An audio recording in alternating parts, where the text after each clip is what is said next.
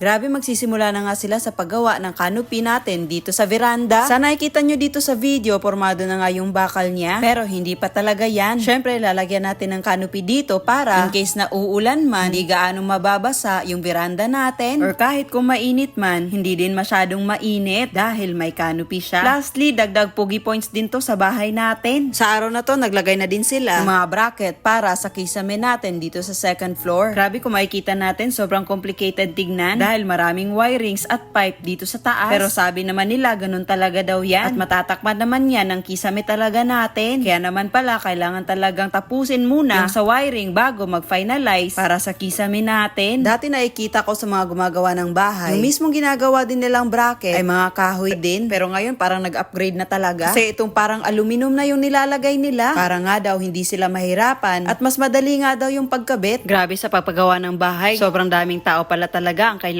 mo para matapos ito ng buo. Iba yung tao na magko-construct, iba yung tao na magpipintura, ibang tao din ang magwa-wiring, at sa mga ibang bagay din. Sa pagpagawa ng bahay, sobrang dami ngang dapat pagtuunan ng pansin. Kaya masaya lang din kami ni Norme na naging hands-on kami dito sa pagpagawa ng bahay namin. Kasi pag anytime na ayaw namin sa isang bagay, ay nababago agad. Kumbaga, hindi na talaga too much expense. At aksaya sa panahon, malapit na ding matapos itong canopy natin dito sa veranda at ang mga bracket dito sa buong second floor natin. Kung iisipin talaga, sobrang layo pa at siguro sobrang tagal pa matapos tong bahay natin. Sa kadahilanan na magta-tiles pa tayo, magsiset up sa mga CR, gagawin ang ceiling works, at marami pang iba. Kung pwede lang talaga matapos to ng isang araw lang, pinagawa na namin kasi excited na din kami lumipat dito sa bagong bahay natin. Pero sabi nga nila, good thing takes time talaga. Para saan ba't magiging worth it din tong pag-aantay natin? Sana nga lang kung may mga problema man na dadating dito sa papagawa ng bahay natin ay malagpasan pa din namin. Kasi sa totoo lang, pag nagpapagawa ka ng bahay, parang nape-pressure ka na hindi mo alam kung bakit. Siguro nga isang malaking factor financially. Kasi hindi naman natin mapipilit na babaan yung presyo ng mga materialis na kakailanganin natin dito sa bahay. Basta at least tapos na tong canopy natin dito sa harap na veranda.